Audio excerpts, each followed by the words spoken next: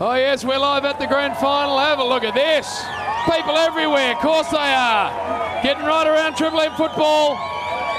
And there's very good reason for that. Now, I can see to my left a man who's very lucky to be here. We're going to get to that in just a second. Spud Frawley's here. Hello, Spud Regis. Great to be here, JB. Very lucky to be here, actually. So, no, great game it's going to be. No doubt about that. A man who knows all about it. Two-time premiership captain of the Kangaroos. Wayne Carey's here. Whoa, the king. the duck. Beautiful day. I think it's going to fine up purple. I'm really looking forward to this one, JB. No surprise that Bristol isn't here yet. A circuitous route to Triple M football, of course, via like about 25 venues. But Damien Barrett, the best newsbreaker's here. Purple. Hello, Jim. You couldn't have got us a bigger platform for today's outside No, broadcast. I must admit it is sizable. Another man who's lucky to be here. Very lucky to be here. We'll go into that later on, Jeez. JB. But the coaches' fraternity have just turned on Warrior. We'll talk about that later. Yeah, no, we're looking forward to it. But Spud, what happened? We're all charging to get here, of course. Yep. Everyone's been busy. Yeah. What happened to you? Well, I just walked in here beautifully, minding my own business, and I was next to Ash Chua,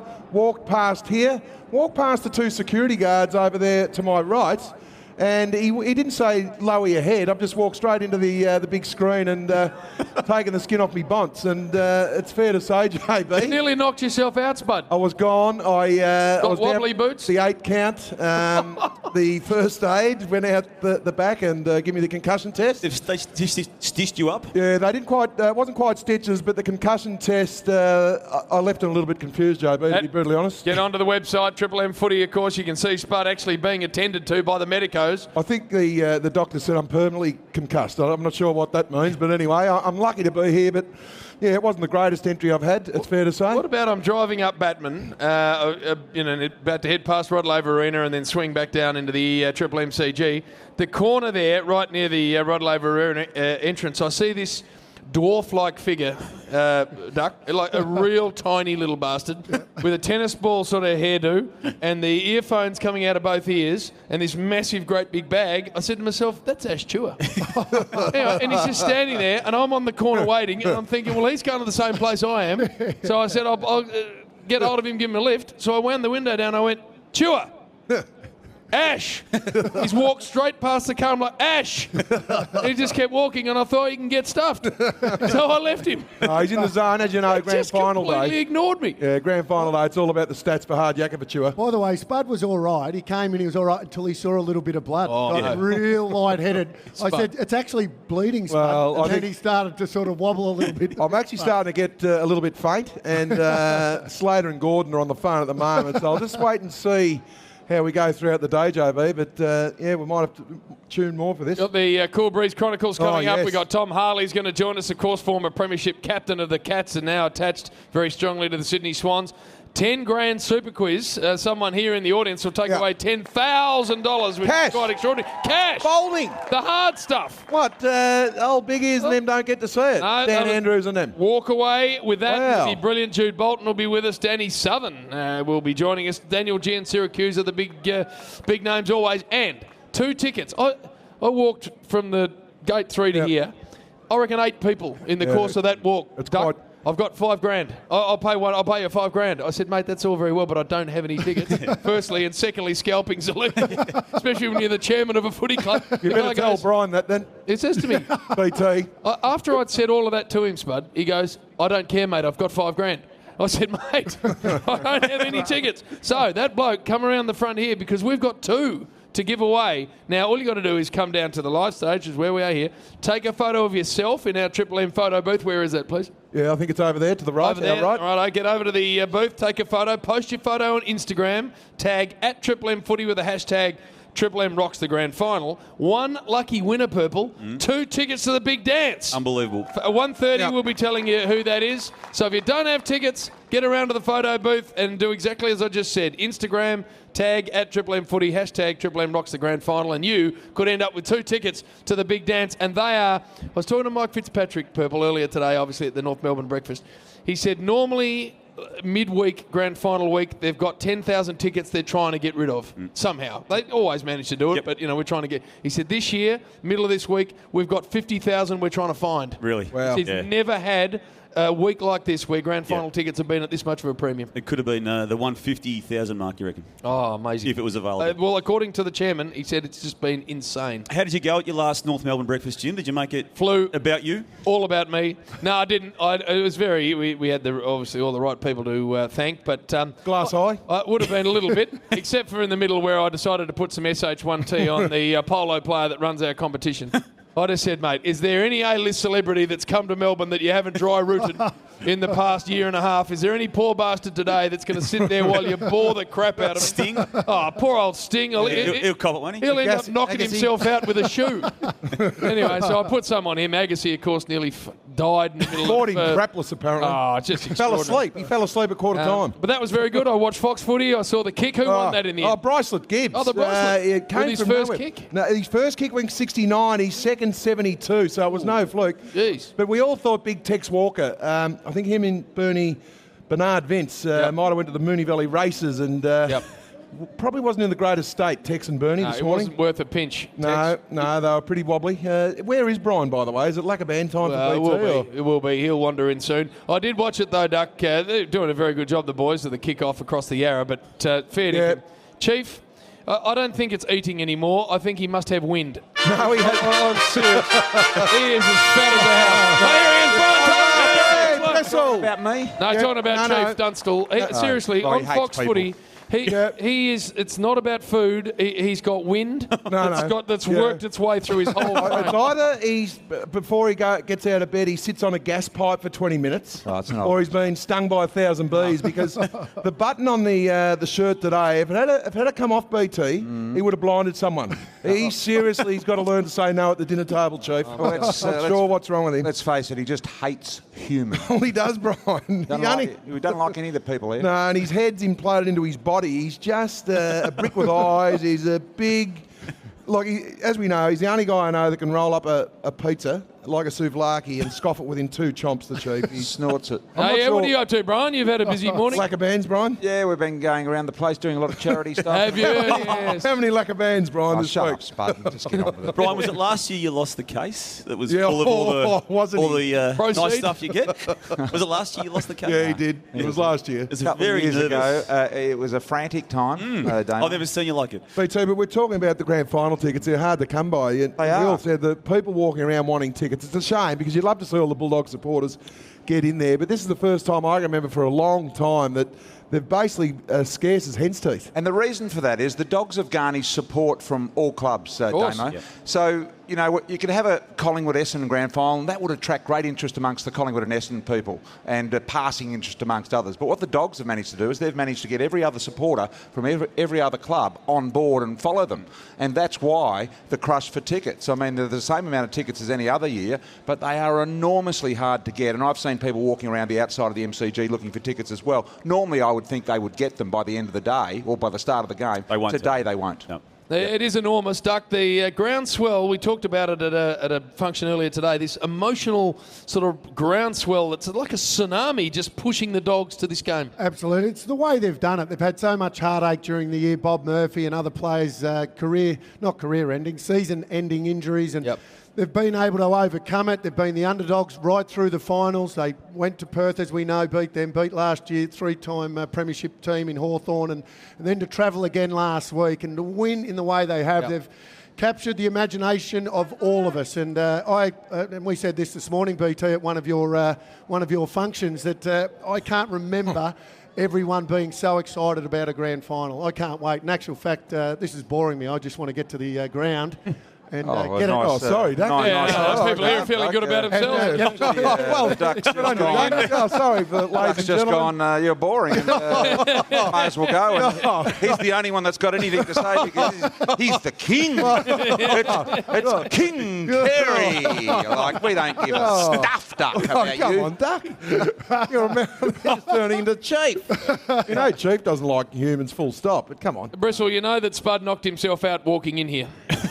Yep. Opened his head up, walked into the screen. It's 6 foot. And I was talking to Chua, who, as we know, is a little man. So I'm looking down at Chua. He's walked under without ducking, obviously. And I've... Wouldn't have thought it would have been that unusual for you, Spud, a bloke born in Bungaree on the side of a volcano. Only 3 houses in Bungaree, 100 metres apart. Magwan's in one. Frawley's in the other. The one in the middle was empty.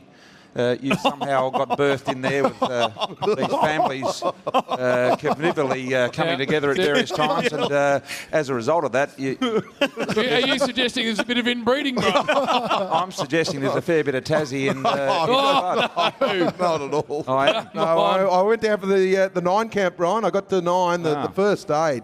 He did an outstanding job. It took 4 of them to stop the bleeding. It was a bit of a worry, but we'll push on. The mail we've got is you went down in a similar fashion to when you first played against Brian. Yes. When he kicked 7 on you and you cried. Crying. I did cry like a bitch. Someone else told me they played on you not long after you cried on me. That was the first and only time, Brian. And you cried on them as well. That's crap. I'm beginning to think you're a cry baby. No. I was all right. I was all right today till the blood come out. I remember Alan Sidebottom copped one from big Mark Lee at Richmond, Brian, and he sort of got one about 5 minutes later. We got the camera on Alan Sidebottom, and he sort of grabbed his eye, and there's a bit of blood leaking from it. He then fainted. He then went out. Because the blood started to leak, so big sidey wasn't the best. That didn't go down too well, did it? Soft. Went to Dennis Cometti's night. Duck and I went to his little boardroom, 20 people, farewell dinner. Duck, it was fantastic, wasn't it? Intimate. He got the people that he wanted there, because that's why Duck and I were there. Yes, good. And it was an intimate little affair. It was an honour to be there, really. Yeah, it was. I was a little bit embarrassed to be invited, to be fair, but it was. I thought you were too. Yeah. But it was great, and like you said, all the important people, what we considered important. So Ross Stevenson, who's a great radio star in Melbourne, he spoke about Dennis, and then it went around the table, and everyone had their little 1 minute, thing to say about Dennis. By the way, did you know that was happening? I was sort of quite surprised that all of a sudden it was like, Duck, have you got something to say? Well, I organised it. Did you? Yeah, okay. Well, thanks for the warning. So that was great, but Dennis is going to go back to Perth, and I wouldn't be surprised if we hear him again, especially on the radio. Oh, he'll do Triple M Footy because we're out of Perth, obviously, so he'll be doing that. He is a great man, Dennis Cometti. Not only an incredible broadcaster, but a very, very good human being. Yeah, he's been an icon. I've loved working with him. Does it mean, Brian, that he's handing the baton over to you, Bristol? You sort of... I don't know. I know the way what is going on there, sort of actually, that's a good point you bring up. Bristling in there, Brian? You reckon Tim Warner and, other sort of... Lewis Martin. Executives were there. Kerry Stokes. Was he doing some work? You reckon Brian didn't have the knives out for Das? Saul Stein. Oh, bullshit. Basil Zempel was there. And what about Hamish? BT's just throwing one-liners in like, Basil. Well, he's just going... Hamish McLaughlin? Basil's nose got in the way of all conversation. He said, Basil's just too similar. Oh, no. Dennis, so we need someone different. No, I'm calling with you guys next year on Triple M football, so that's going to be absolutely fantastic. On Friday nights? Yeah.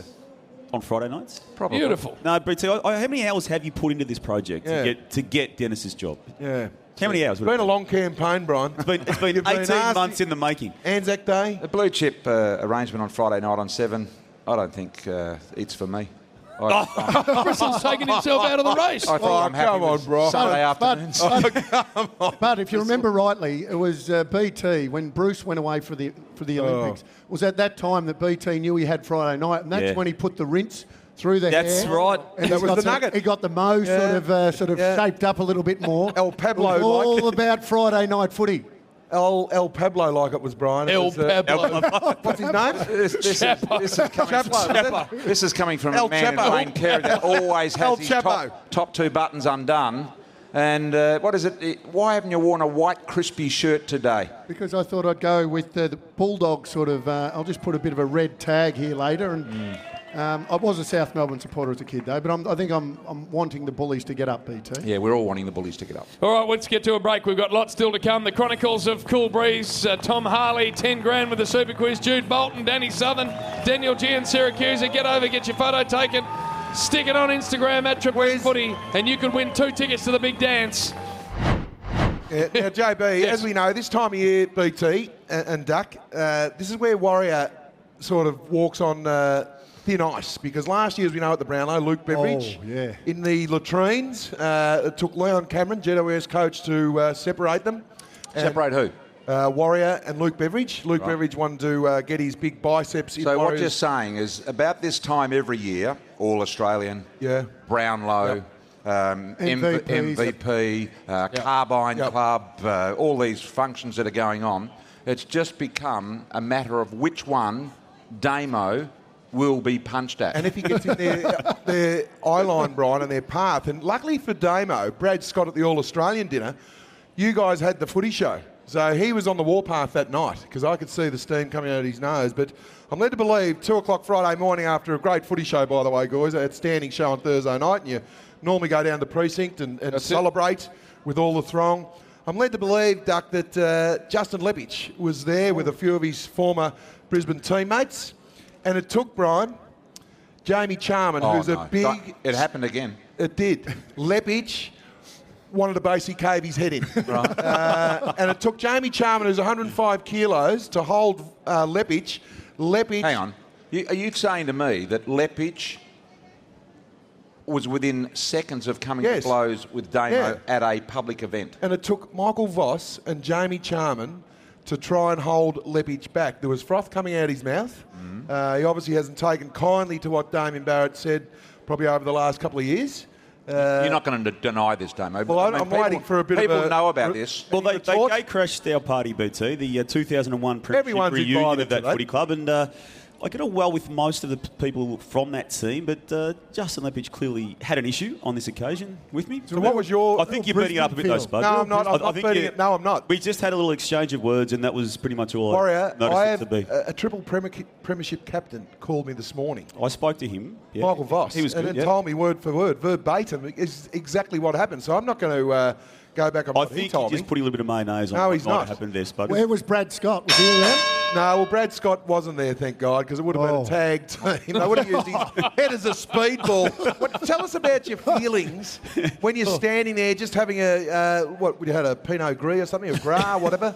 And Pinot Gras. Just sitting there, sipping on it, Brian, when he sees Justin Leppitsch. Who's a big man. Yeah, he's a big man. 105 kilos. Now, you're led to believe bench press about, 38 pounds or something. So you're fast taking over from Acco as the world's most hated man. What was your feelings like at this stage when Leppitsch was within about 3 or 4 metres? It wasn't good, Spud. Yeah. So what were you? No, was your attack to run? Chance I was going to go down. What dialogue was there between you? I was accused of doing something that ended his career, which I don't think was right, Duck. So we just covered the story. So how did you answer? How did you answer the question that he asked you? I might have reminded him that it was the board that made the decision on his career, not how did me. it end up? How did it end up at the end? Because normally it's frosty and then someone ends up on that side. No, Michael Voss diffused the situation as he's. But I'm led to believe Leppitsch was still grinding his teeth even an hour later. I have been told that. Yeah, and I think there's more to come. I do. No, there is. He's going to What grab sort you, of mate. more to come? Well, Leppitsch is on a warpath. You know what Gil has to do next year when he gets all the coaches together? Yeah. Warrior has to come and be a special guest speaker. Yes, at the Coaches Association. Let's get him in there to give a little talk on media relations. And sit him in the middle with Clark and Luke Beveridge. Use your head as a speedball. I tell you what, imagine selling tickets to that. No. I get on pretty well with about 15 of them, but I think 3 of them do want to kill me. About 2, mate. You're kidding yourself. 15. You're dreaming. Well, 6 or 7. Do you want me to do a quick straw poll if I text them all now or not? Might be 1. Yeah, I would have thought. Hey, BT, it is a huge day today. It always is the AFL Grand Final, but especially with the doggies in there. And thank Christ they are, by the way. If it had been GWS in Sydney, disaster. Imagine what sort of a week we would have had. I reckon the game would still be sensational, but the week would be nowhere near what the Dogs have made this week. They would have cancelled the parade. You wouldn't have seen the people that are here today. They wouldn't have cancelled the parade. No, they wouldn't have cancelled the parade. They had contractual arrangements in place for it to happen, and it would have still been good. It would have been self-cancelled. In other words, the AFL would have gone ahead with it, but the people wouldn't have turned up to it. They would have. They actually would have turned up. They'll be still there. That's what they do in Melbourne on that day. Well, it's brilliant that the Dogs are in because they made it an amazing day. And the Swannies are deserved grand finalists, of course, after being home and away. Yeah, but they're minor boring. premiers. They're pretty boring. The Swans? Yeah, they are a bit boring. You reckon? Well, they're good, so most things that are good are boring.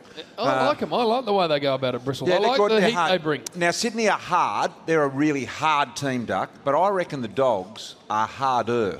They're certainly not boring, and I said this earlier on the Saturday, Dead Set Legends, that it looks like it's men against boys. I think. I mean, in terms of physical stature. Which way? They've got big bodies. Sydney, they've got the big bodies, and obviously obviously the Bulldogs are smaller in stature, but you can't measure heart. And these are the two toughest teams in it. They're the two best teams in it, and that's why they're in the grand final. But see, the Dogs have got playing for them today the new Cyril.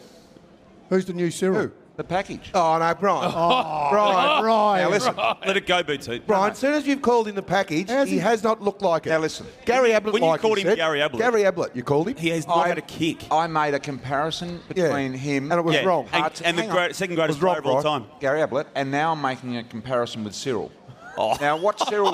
What? Oh, so you've jumped off Gary Ablett now, and you say, OK, he's probably not... Cyril's better. I'm probably saying I'm not right with Gary Ablett. Now I'll try and lead him towards Cyril. Can I possibly have a minute without you interrupting me? Go. So, Cyril, early in his career, was a 10-possession player, didn't do enough, didn't work hard enough, didn't get to where he needed to do. Now he's a 15-possession player and he works hard. His work ethic is absolutely first-rate, right? So much so that he's now one of the best players in the competition. But Stringer at the start is exactly the same. He doesn't work hard enough. He's got a degree of arrogance that needs to be just bashed out of him a little bit. And there's a little bit of Payaka smart-ass about him. Yeah, there is. And all of those things. And once he comes to terms with those and realises that he has to work hard and get to these places that he's not currently getting to, but he has the trick bag that Cyril has. Your fault, Brian. He has the trick bag that Gary Ablett has. And I'm telling you, in 5 years' time, you'll be saying to me, BT, he is the best 15-possession player in the comp, and he used to be like Cyril. I think Luke Beveridge would be saying in 2.5 hours' time, 5 years' time. I could have dropped a real heavy word then, Spud, but I'm telling you now, today at the MCG, he is going to explode. Now, if you all want to meet back here after the game, and I will hang upside down here in the nude if he doesn't kick 4 today. Oh, Brian! I'll tell you what, I'm telling you now. Can this hold 250 kilos, this frame? No, that's how sure I am. Bristol, are you riding him the same way you rode Leon Davis? Is this a similar sort of jockeying you're doing? He's a bit player at the moment. He's a bit player. He will take it on today. You've called him the package. You're to blame. His head was the side of he just couldn't get in the rooms. His head's always been like that. No, you actually brought it to another level after you called him the package. Isn't that right, Roy? I think you'll be already here tonight. There was one night, my son played with him at the Bendigo Pioneers in the TAC Cup, right? And I'm reliably told, not by my son but by others, that when he was using Bendigo as his home base, the very self-adorable Jakey Stringer, that he used to go up to nightclubs. This is when he was playing in the TAC Cup, and they would say, sorry sir, we're full tonight, you can't come in here. And they'd say that to Jakey Stringer, and Jakey'd go, don't you know who I am? Oh, I'm Jake Stringer. And this is when he's playing TAC Cup. So it's just... Now, when this comparison also doesn't actually work out for you, like the Ablett one didn't, who are you going to go to next? Who's your third go-to man with comparisons on Jakey? I'm still comparing both of them. I think he's got elements of both. What about, does he need to recognise blokes wearing the same jumper out in the field, Bristle? Is that a bit of an issue? Now this is the handballing. So selfish. Just bring someone else into the game every now. Selfish is one of the other things. Yes. And that's why he got dropped. Was it 3 weeks ago, Damo? Yeah, the last two rounds. He got dropped because of that very reason, because he needed to be inclusive of others and he needed to bring others into the game. Good players bring others into the game. They do. And I would think that 70% of the reason that he got dropped was because of exactly what you've said then. That is 100% right. So what they've done is they've bringing him into the psychological room. They've redesigned his brain a little bit, and they're saying, Jake, you've got to do it this way, and you've got to be more of a team man. Otherwise, you ain't going to be playing regular footy here.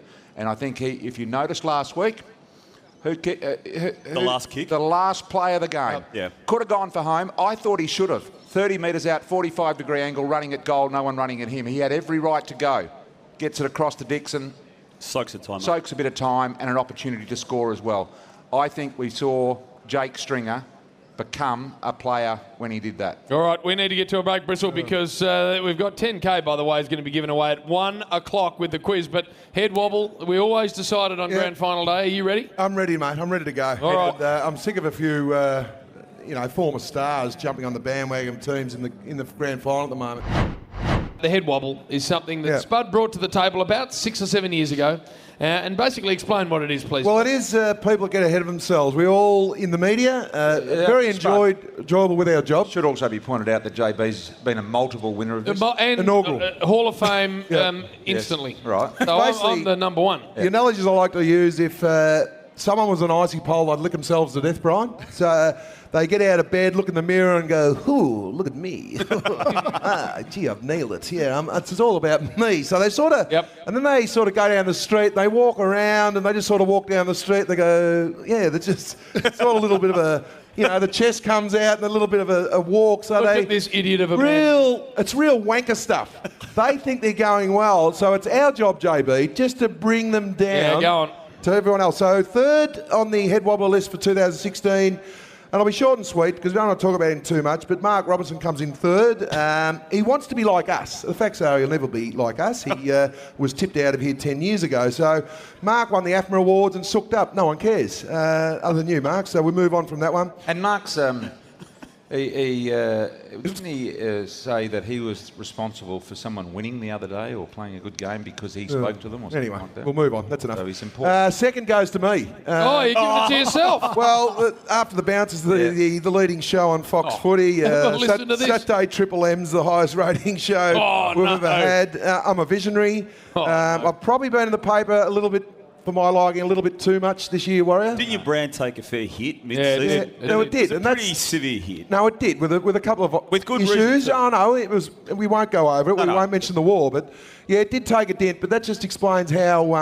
you bounced back. Oh, it's just, you can't dent it. There might have been a couple of little scratches, but it just went out again. And I am on top of the ground at the moment. But this guy that actually wins... So hang on, we need to assess you first. Is the show called After the Bounce? Yeah, it is. Or just The Bounce? It's called The Bounce now. Yeah, you're right. He doesn't even know the name of his own show. It used to be Before The Bounce, but now it's The Bounce, actually. Yeah, that's how good it's going. Don't you get the really big ratings figures simply because people are still hanging on that station after having watched the Sunday Twilight football match? No, I just got texts now that when I was on there, the grand final North Melbourne show rated its backside off this morning. Then they crossed to the longest kick at the Yarra, and myself as chief there, the ratings just went... straight through the roof. And just say... Because you came on. Because I was there. And just say... I didn't have to do much. Like, it is on Fox. Yep. Yeah, what are you getting at? So, there's not everyone has Fox. In fact, very few do. So, 100,000 people might watch After the Bounce. Try 200, Brian. 100,000 wouldn't survive on the you're kidding. Real TV. You're absolutely kidding. Anyway, wouldn't survive. Spud, it's my understanding that when that Twilight game finishes... Bounce starts a second later, so you can just grab the number. They don't even have the team song. Just bang, here we are, and we'll latch onto that 350, and that'll give us a nice start. There might be a little bit. Spud. There might be a touch in that, JP. So anyway, you've wedged yourself into second place. I had to, because you can't just keep giving it to people without throwing yourself under the bus. But who's number one? Look, this guy... Clear cut number one. Clear cut. I just want to... This has been his year and a couple of his iconic efforts, but look, Bulldogs are in the grand final, and some people, because they play there, they start making them about themselves. Now, I saw this thing on Channel 7 last night, and it was about the Bulldogs. Luke Darcy MC'd it and compared it.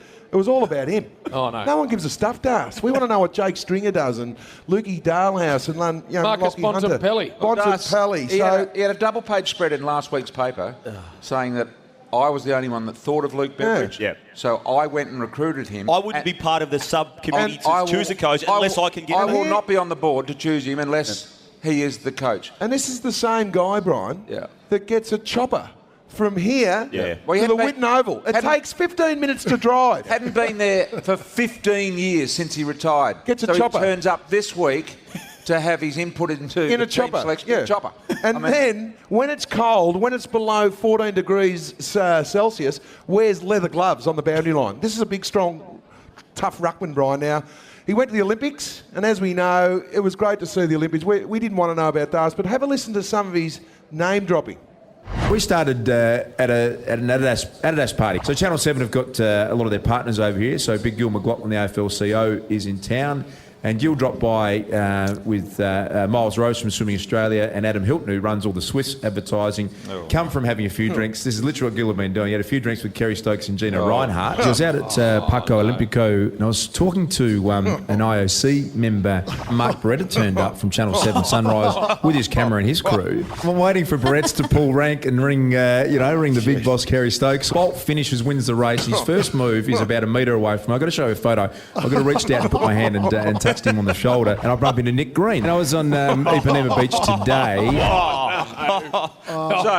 So I'm going to go through them. Yep. So Gillum McLaughlin, some Miles wanker from the swimming. Adam, Kerry Stokes, Reinhardt, Beretta, Stokes a second time, Usain Bolt, and Nick Green. All that was just in one interview. One conversation. Yeah. And he's turned into a flock, let's face it. And not only that, this is iconic Das. Have a listen to this. Say that again. Now, I just need to understand, Das, that we actually highlighted that after the Dean Robinson interview with Das, and it was hard hitting. Yes. We took the other tact about when he had the big mud flap on the back of his head and he turned and said, say that again. say that again. Just listen to it again. You just got to listen to it one more time. Say that again. You're a real bonehead now, Das. Real slapper. Now, last week, this is what got him over the line, Duck.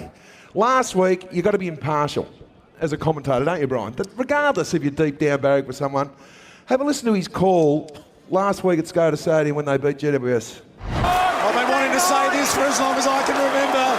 The Bulldogs go through to a grand final. Can you believe it? The siren will sound. A 55-year drought ending. The Dogs are in the grand final. Mate, he had tears running down his eyes. Now, you watch that on Channel 7, and the kids in 5 years' time say, why is he crying? And they'll say, well, he barracks to the Bulldogs. I think you've got to be a professional. And I couldn't give a But you cry every single day. You cried. You cried a minute ago when you walked into the bloody... Mate, it's Robbie Murphy in the parade yesterday next to Luke Beveridge. You cried in the first game when I was It's not about me, mate. This guy is turned into a real tool bag, mate. He cried when you got the sack at Richmond. He walks his little puppy dogs down and has a little latte with his wife, and he's turned into a real wanker. Old Das, so mate, he wins it hands down. There's no argument. Where's the over. trumpet? Where's the trumpet? Well, I got it here somewhere. You guys just, I have no. It's there. Right, come on. Here we go. This is for you, mud flaphead. Das, I hope the Bullies win today, mate, but it's not about you.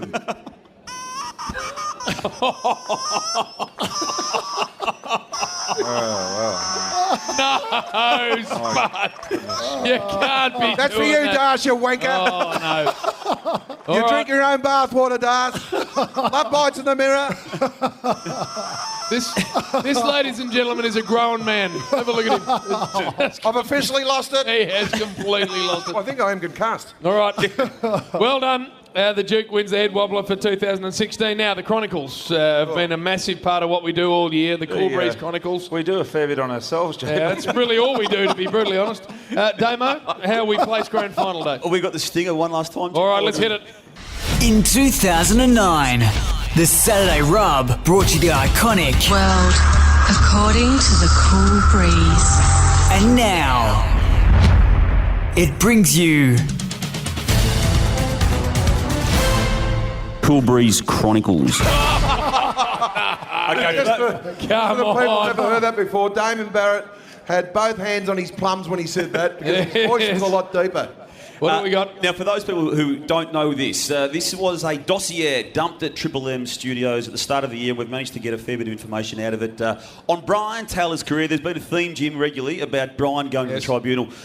And we'll start this grand final day edition of it with some references to some tribunal hearings.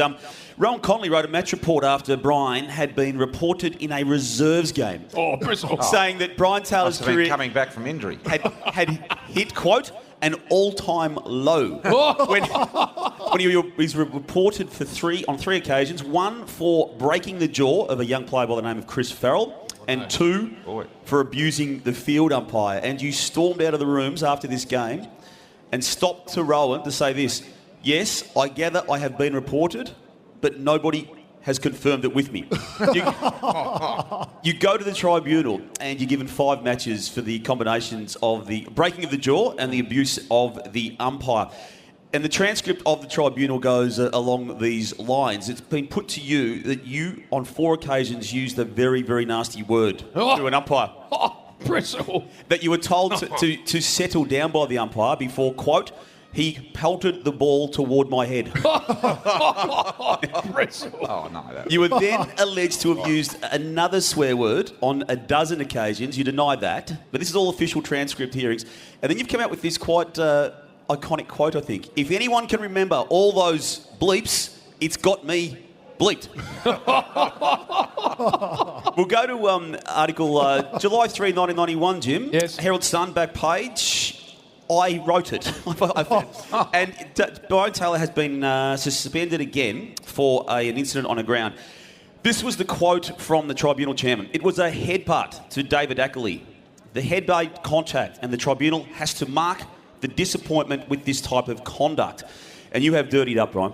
You have dirtied up. You have given this in evidence. I told him, as in David Ackley, I would headbutt him if he didn't get out of my way. But all I did was act the motion of the headbutt. I did not actually make contact. Bristle. No. Did you headbutt a man? Well, I did headbutt a man. But, it wasn't something I was proud of. But just a little adjunct to that story. This is a true story.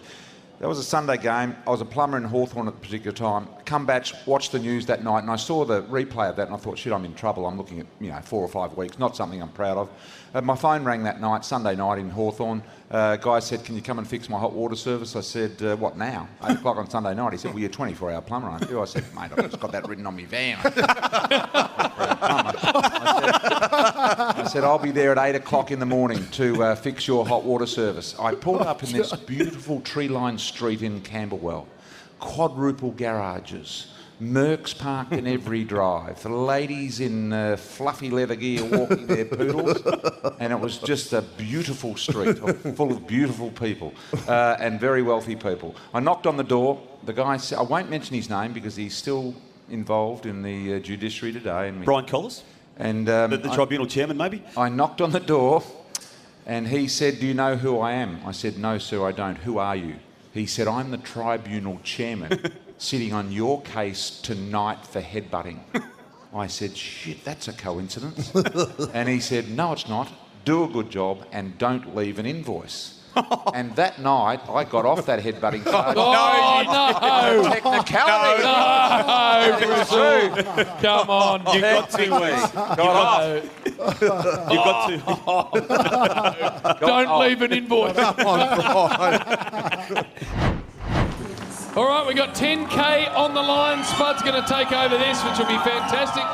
Best bit about this is I get a spell because we've got enough lifelines here, including the great Jude Bolton, by the way. Put your hands together for Jude Bolton, superstar of the Sydney Swans. Now, quickly, Bristol, we got to get to you. Yes. A couple of little ones. 2 little ones. I just heard that Liberatore today, this is highly unusual that a player would bring his own, but he has left his boots home. No. Had to go back and get them. Has gone back to get the boots. So can you believe that on grand final day that a player, normally your boots would be brought for you, but he decides to travel with his and he left them home. So that is very, very interesting indeed. Yeah, and the other one I'll tell you after the quiz. All right, come on, Spud, take over and fire up. Yeah, for Herald Sun Supercoach JB, play with your head, not your heart. Download their Supercoach app now. As we said, 10,000 big ones thanks to the Herald Sun's Supercoach. So we'll ask for your name. You don't have to say what you've been doing because you're here listening to us. So who we got first? Rocky. Okay, here we go. Question 1.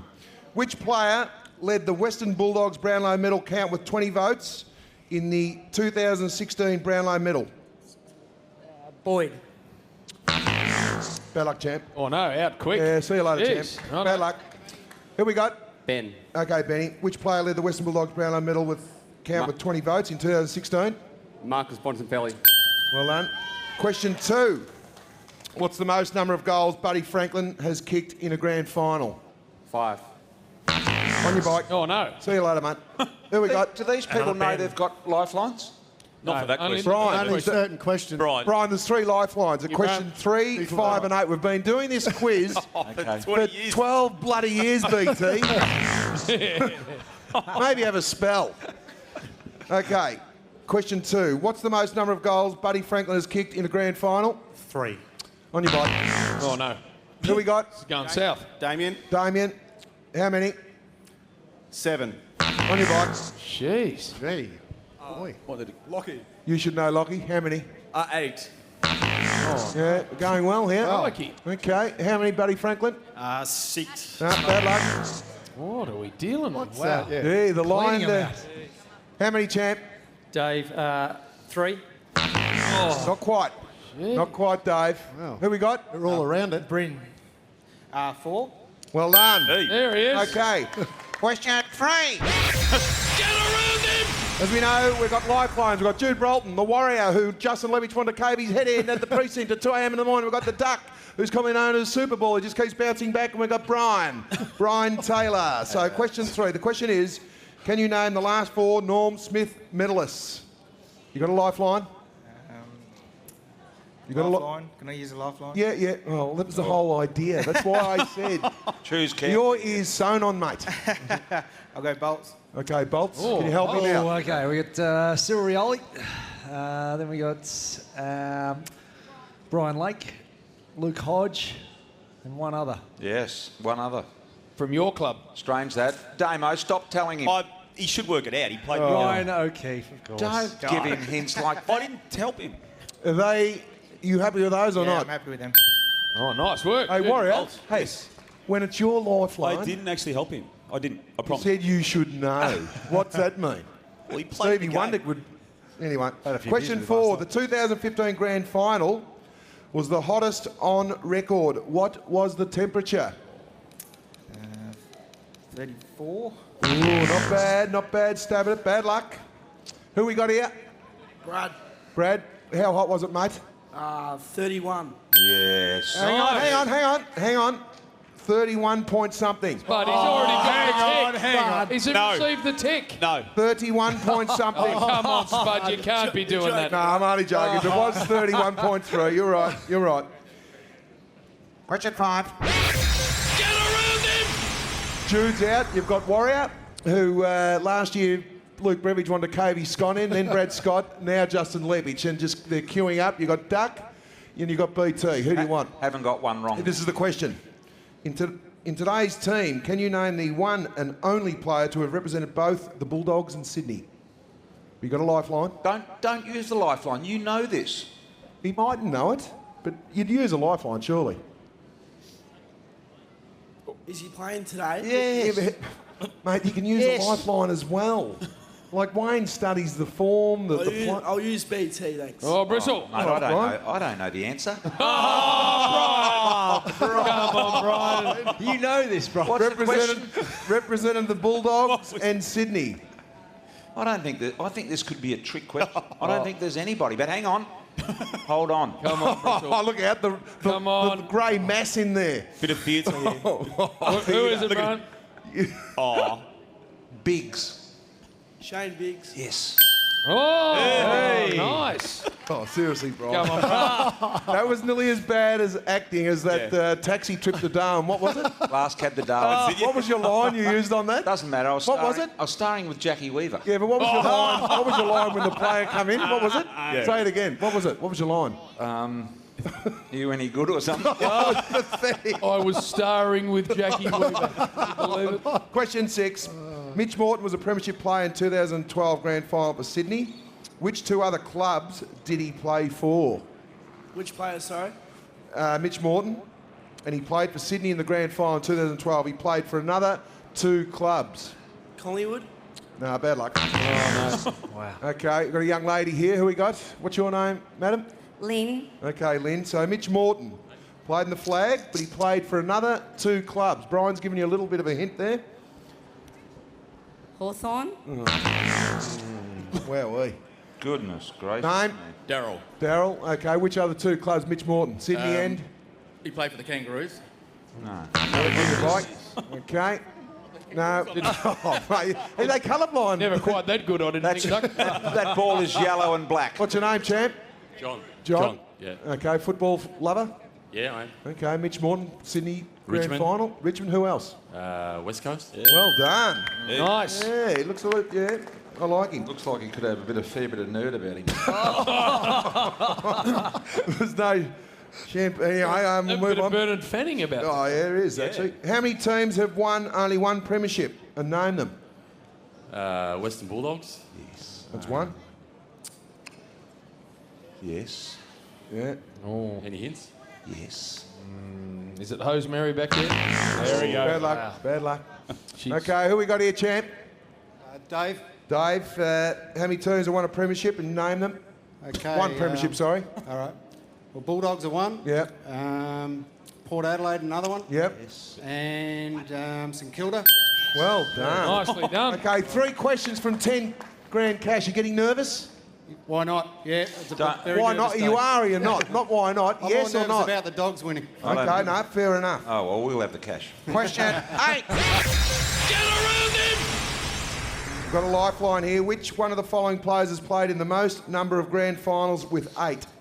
Chris Mew, Kevin Bartlett, Lee Matthews, or Brian Wood? Now, you've got a lifeline. Brian's out, Jude Bolton's out. You're unfortunately left with Warrior. And Jim. Who's lucky to be in. Now, Jim's out, but you've got Duck also. You can rule out Bartlett.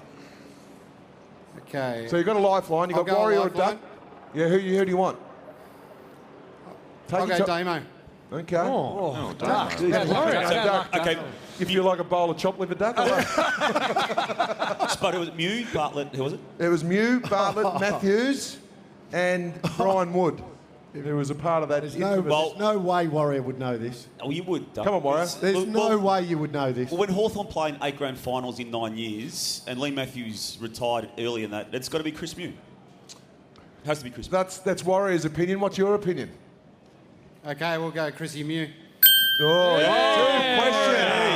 two questions from 10 large. Question 9. Oh, getting you. No yelling out in the back either. No yelling out. After trailing by 23 points at three-quarter time in the 84 grand final, how many goals did Essendon kick in the final quarter to win the flag? Easy one, mate. Remember Leon Baker, Billy Duckworth, Add those up. Paul Weston went forward as well. He did, Paul Weston. Add that in. How many goals did they kick in that last quarter? They were 23 points down. They won by something. What did they win by? I'm not going to tell you. Come on. Come on, mate. I'll go 8. Oh, Bad luck. no. Bad luck. Hit the hurdle. We could have a Bradbury. There's a Bradbury name. Roy. Oh, Roy. boy. Roy. Mum and Dad put a lot of effort into that name, didn't they? I tell you what, I don't know of any other Roys. Oh, gee, Roy. Roy Reeves. Anyway, Roy, your 2 questions from 10 large, mate. Do you know how many goals the Bombers kicked in 84 to win the grand final? 7. Oh, He went the other way. Went the other way. This young lady, name, madam? Name? Oh, he's getting some help. Oh, come on. Name? Angie. Angie. Now, the Bombers kicked how many goals to win the grand final in 84? In the last quarter. Last quarter. Can I have a lifeline? No. 9. Oh! All right. Is that right? Here we go. That is right. Now you get this question right. Thanks to the Herald Sun. Play with your head, not your heart. Download the Supercoach app now. Can I have a lifeline? No. Now, they've got a husband coming up next too, Spud. Yeah. Well, Double chance. is that the husband? Yes. Are you the husband or not? Oh, well, boyfriend. We won't tell him. Boyfriend? Partners? Can we let them please. Go on, walk over. We'll let... No, all right, fair enough. They've got a double chance. Yeah, that's fair enough. No, all right. No, Oh, shit, there's a fight. Here we go. We can sue Where's the Pants in your household, champ. It's not you. Okay, how many goals did Footscray's Jack Collins kick in their 1954 premiership win over Melbourne for 10,000 cash? Dollars. Is it a lot or is it little? Just a It's number. how many? It's no a clues. number No between clues on the 0 and 10. 5. Oh, no. I would have loved to have given it to you. Okay, the partner's up. What's your name? What's your name, champ? Al. Al, how many goals did Jack Collins kick? 6. Bad luck. Oh, look at the incredible. Bradbury here. Oh, He's done nothing. What's your name? Still at uni. Steve, how many? Oh, jeez. How long you been going to uni? Just give it Never. to us. Well, What's just the give us number? give us a number. 7. Get around here! Come up here! How do you feel? I can't believe it. How do you feel? You're this shaking? was really the best day of my life. It's gotten better. Come over here. Oh my God. What are you going to do with it? You're a uni student. Where? Oh, it depends if Zoggies win or not. Okay, are you going to the game? Oh, of course I'm going. You going? You got some mates? For myself. You got plenty of mates tonight. You got some mates now. Where are you going to go and celebrate or commiserate? Oh, I can't say. He's shaking, Brian. I can't say on the radio. Go to the casino. No, don't go to the casino. Put it all How on red. good's that? Double it up. How good's Triple M and the Herald Sun? How good are they? Love ya. Who would you like to thank? Triple M, everyone. Me? Yeah. Spud, yep. Duck, Bolts, JB, Damo, Warrior. Bolt. Give Warrior a kiss. Go on, kiss him. Hey! I'm not Warrior, mate. I reckon he's a fraud, this bloke. No, he's not. Hey, mate, he is shaking like you wouldn't believe. That is absolutely outstanding. Good on you, Thank you champ. so much. Big round of applause. Well done, buddy. Go and see Mr. Simon over here. He'll look after you. Well done. What about Spud's line of questioning? Are you going to the game? Have you got any mates? He's just won 10 grand, Spud. That's what I said, because if I was his mate, I'd be hanging around like a dag in a sheep's backside. Jude Bolton, we're going to have a chat to next. Still to come, Danny Southern, Daniel G and Syracusa, and 2 grand final tickets via social media. Jude Bolton, twice a premiership player for the Swannies. Get around him, Swans. Cheers, what a rising star in the media too, JB. Dominating. Everywhere. Dominating. Hey, how are you feeling, Bolts, about your side today? Yeah, to be honest, I'm feeling quietly confident for the Swans. They're just, they've had probably a perfect preparation in the fact that they got touched up by the Giants week 1 of the finals. They got absolutely barreled after that, and then just be able to sit under the radar, just be really quiet, and horses absolutely loving the fact that no one's really taking any note of them. You're very well connected to that footy club still.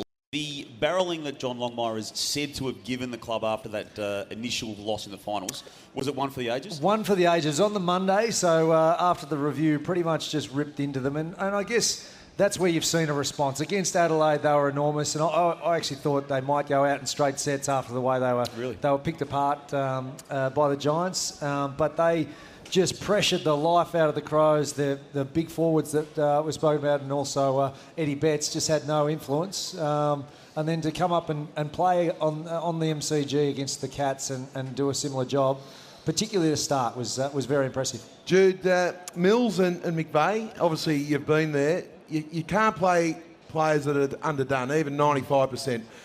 Are they? Look, they're obviously fit, but is there a little bit of a question mark maybe over those two? We just asked John Longmire that just downstairs at the interview for Channel 7, and he said he's done everything that's been asked of him. He only goes by the medical staff, but there has to be a bit of a worry. If you get turned inside out as by one of the small forwards, whether it's a Clay Smith or a Toby McLean, and then you're diving for a loose ball or something like that, it's high pressure stuff on the G. But let's face it, you're never sure, are you? You're never sure, and I guess that's the worry about a young player is you don't have any data on. So how much they trust? go. You have no trust history. No. I mean, you can trust McVeigh. Exactly. I back McVeigh, and even the fact that he pulled himself out of last week, but he goes, I'm ready to go for next week. So even if he just straps that up, he'll be fine to play. But Mills is the worry, I think.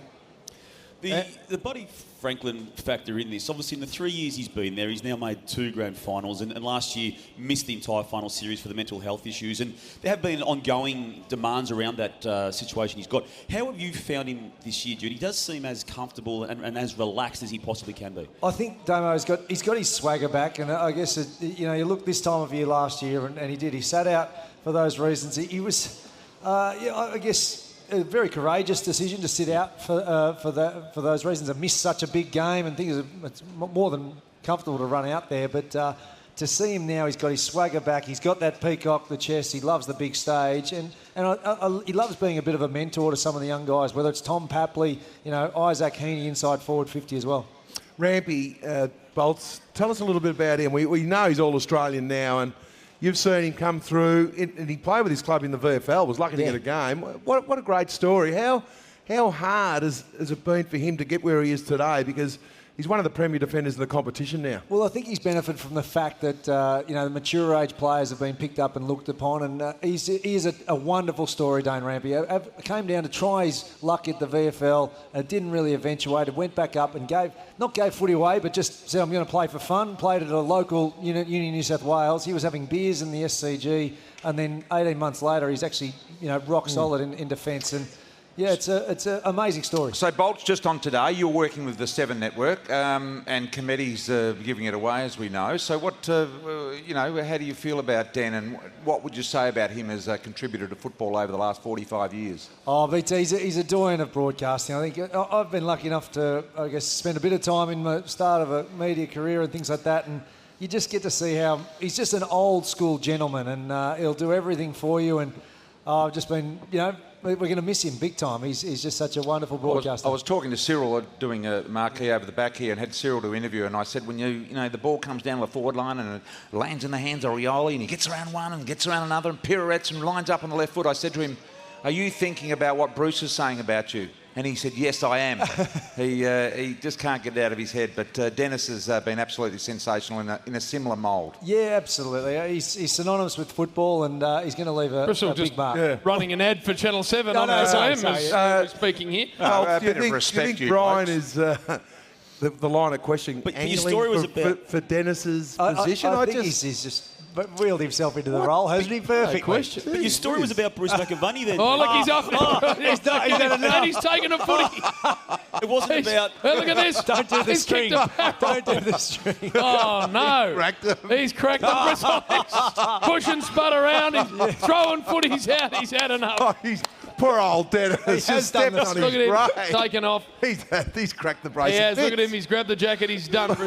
Which means he's got to get another cashing. He's got This another is not on the way through. Oh. Hey, Jude, the other one I want to talk to you about is Horse Longmire. We spoke to him Thursday night on the Footy Show. I've never seen him, even though it was on a link, as relaxed as that in any media performance. Having just spoken to him then, and I agree, he's normally very nervous, John Longmire. He's really pensive before the game and doesn't give away too much, but he looked really relaxed and calm down there, and I guess that might be the fact that all the pressure has been a little bit on the doggies in the whole wave of emotion, but what a great story, and Luke Beveridge has just done a terrific job with this football club. Have a great day today, mate. Good luck for your club. Cheers, mate. Jude Bolton, everybody. Bolts. Well done, Bolts. We're getting to a break. When we come back, Danny Southern, hard man of the grey Western Bulldogs. A bit like myself, both from Claremont, tough. Tough as a goat's knee, coming up JB. next.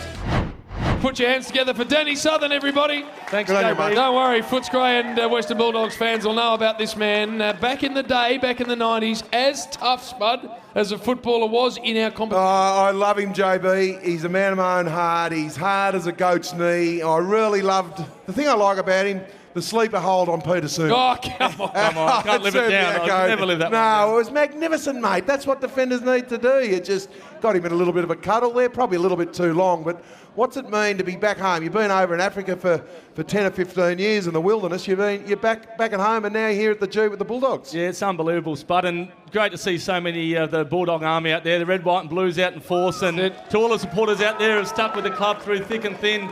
Just great to see you here today. Enjoy the spectacle, and hopefully we come home with the cup. But been overseas, Spud, for 10 years, and just amazing to be here in Melbourne and experience the grand final today with the Bulldogs. But how does it feel for you now, being an ex-Bulldog champ? You know, the veins, they must be pumping at the moment. You must be excited for them. Yeah, I'm ecstatic. It's quite amazing, Spud. As a player, when you're sort of in that sort of moment, you don't really get this emotion as you do as a supporter. And, I didn't sleep very well last night, I have to be frank with you, and just seeing the crowd and the atmosphere here today, I'm bubbling, mate. I'm electric, and it's just great to be able to share it with all the supporters who've been through them hard yards, and to see the Dogs on the final big dance is just, yeah. And Danny, in your time, there was no more loved man at the kennel. You used to have the great big mullet, and in the end, you used to put a plait through it, and you had the beard and a real nasty look about you, which is actually not the bloke you are at all, of course. Yeah. Good Claremont boy, purple him. They breed him nice and tough there, of course. Well, they did, but Danny. They took you into their bosom in your time, didn't they? The great fans out there. Yeah, it was quite amazing for a young fellow who grew up in Western Australia in Perth and getting drafted to Bulldogs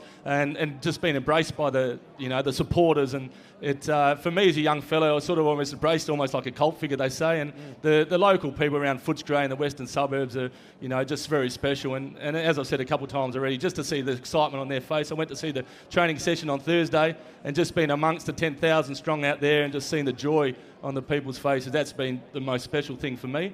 And I love the Bulldog supporters. They're just sensational. Like all footy fans, but the Bulldogs are obviously special in my heart. Danny, those supporters loved you so much. I believe that when you did get that massive fine from the AFL Tribunal for what you may have done to Peter Sumich, that they actually had a bit of a tin shake, a tin rattle, and got you the money you required and maybe plus some? Yeah, it was staggering. Once again, I got fined 10,000. It was, so that was 94. So you do your sums. It was about 25% of my salary in my first year. So the supporters decided to do a tin rattle on fair income. There was people coming up to me in the street giving me fivers and tenors and 20s, and that went on for a month or so. We paid the 10 grand fine, and I was getting money sent to the club every day. Back then it was like 45 cents for a stamp or something. So it was $2, 45 cents costing me. So I ended up making a bit of an earn out of it, I have to be honest. But just the support of the Bulldogs is just staggering the way they sort of opened up and embraced me and paid for my fine, which was just I don't think you'll see it these days. And what's the thing about, was a snake charmer? You had the python or something, is that right, from memory? Yeah, I did have a pet python. Rhonda was her name, and I had Rhonda for a couple of years, and she got to about 5 foot long, and I just always loved animals, great wildlife lover, and always wanted to have a pet snake. So poor old Rhonda, she got to about 3 or 4 years of age, and the poor thing had a bit of a tumour. So it was one of the sad days of my life. I had to take her to the vet to get her put down, and she had a bit of a tear, so I took her home and skinned her and made a belt out of it. So it turned out pretty good in the end. Danny, just back onto the tough man theme and putting the fear of God into opponents. Billy Brownless only last week on the Sunday Footy Show, it was in an ad break, but he got us to play the goal after the siren again, which he kicked against the Bulldogs. He relives it all the time. And someone did ask him how many goals had he kicked in that game, and that goal happened to be his second goal of the game, and as a match-winning one. But he said the reason he didn't go near the ball for that game was because pre-match you said to him, if you go near it, I will kill you. Yes. And he said, I believed him. There's a good chance I would have said that. Yeah, I tried to bluff people the best I could. I wasn't the most talented bloke out there, so you had to try and get into them psychologically. So the best thing about playing Billy, to be frank, was that you weren't playing on Gary Ablett. So you line up on Billy, you were stoked. So, he tried to ruffle his feathers a bit. And as I said, I wasn't the most gifted bloke, but try to, leave my heart and soul out in the field, and if I could get in someone's mind, I would. And Spud would know that, playing down back. It was pretty hard back then when you're inside 51 out and you got, playing an Ablett and Plugger and all these sort of superstars. It was pretty terrifying. Yeah, it was hard for some, Danny, but who do you like watching out of the Bulldogs team? Who do you like watching? There's a couple who really stand out. Clay Smith, obviously got a lot of exposure with his knee reconstructions, but his final series has been sensational. But Liam Pickett for me. I'm on him for the Norm Smith. Hopefully Dogs are going to have a win and Pickett will take it out. Just hard and tough and unfashionable, but gets the job done and courageous and all those things you love about a good old-fashioned football, and he represents that for me. And Danny, you're doing amazing work now with the Clontarf Foundation. Jared Neesham, an extraordinary program he's put together for young Indigenous people finishing school firstly and following their footy dream. Yeah, that's right, JB. So I'm working with about 100 young Indigenous men from all around Australia, and our goal and our program is about getting them to school, getting their education, transitioning them into full-time employment, looking at their well-being and their leadership skills. And there's never a dull moment working with 100 young teenagers, and the boys keep me on our toes, but very rewarding and very fulfilling, and there's never a dull moment, as I said. So we use footy as a major engagement tool, and the guys got to get to school to go on the footy trip and have a game and go on the camp. So it's a win-win situation, get some great outcomes. And of course, coming up through the Claremont Footy Club Purple, the Southern family owed a lot to the Brayshaw family. Amazing sort of trailblazers we were at the time, Danny, you would remember? How not to do things. What was exactly the opposite. We hear a little bit about just in a sentence or a couple. What was he like? And his great brother, we all played. Yeah, well, I actually played with Stixie, JB's brother. Yeah, so I played in the premiership with him in '93. I remember when I was a young fella coming through, Captain Dollar Peninsula was getting roughed up by a couple of Pollard brothers. And Stixie always reckons I ran the other way. He was the one on the front line, but I think it was quite opposite. Brayshaw was taking off and I was going on the front line. What was he like as a player? I didn't see too much of JB. I know he was a bit young. I was a bit young, but my brother did play. You must have been watching the ball then, were you? Yeah. No, he was playing seniors and Jim was in the reserves. He was a bit younger. I did play with Danny's brother, who was also a bloody star. Don't worry about that. Where are you watching the game today? It's quite embarrassing. I'm in the MCC committee room. Footscray up to the top shelf. You see, I've got the tie on. I didn't own a tie. I pulled out this old Bulldog player one. It's about the only tie that I own. Fair dinkum, I don't own any ties except this one, so it's a bit of a good luck charm. MCC. So hopefully, so I'm hobnobbing. It's an honorary up there, JB. We won't hold you up any longer, mate. Exactly. You need to get back to that meal, and enjoy all of it. Thank Danny Southern, one of the greats. Thanks, everyone. Go Doggies. Enjoy. Well on you, Danny. Have a great day, Danny. We're going to take a break. Back here afterwards. Thanks, Spud. You're heading inside the room, so we look forward to hearing from you, the Duke and Bristol as well. Have a great day, mate. You're a bloody champion. 10-6, 66 Swans, 11-9, 75 Dogs. Imagine if that millimetre decides a grand final. It's just, you can't write the script for this stuff. 99,981. You can't believe this. You can't bottle this stuff. It's a 9-point margin. Hunter back inside 50 with a kick, gobbled up here by the Swans. Handball comes out to Callum Mills. He looks back inside with a sizzling little low drop bunt. Here's Buddy Franklin, knocked away by Morris. Couldn't mark it. Naismith Kennedy handball out to Buddy. Buddy tackled by Morris. Dropping the ball. Boyd took the advantage and played on from inside the centre square. Boyd's kicked a goal. Boyd's kicked a goal from inside the centre. Fuck! I can't believe that. Boyd has kicked the goal from inside the centre square. He's dropped the magic. Can you believe that? There wasn't. It was. What a tackle, though, guys. What a tackle, what Franklin. I think there's just a dump button just for half a second, but who cares? This game has got everything. And hey, Tommy Boyd, what an absolute game. What about the criticism this guy's had? Brian, I know you've been excited, but boy, you shot your bolt from inside the centre square. Yeah, no, it was. But have a look at the tackle. The tackle from Dale Morris. What an absolute superstar Dale Morris is. Have a look at the emotional Luke Beveridge. 15 points the margin.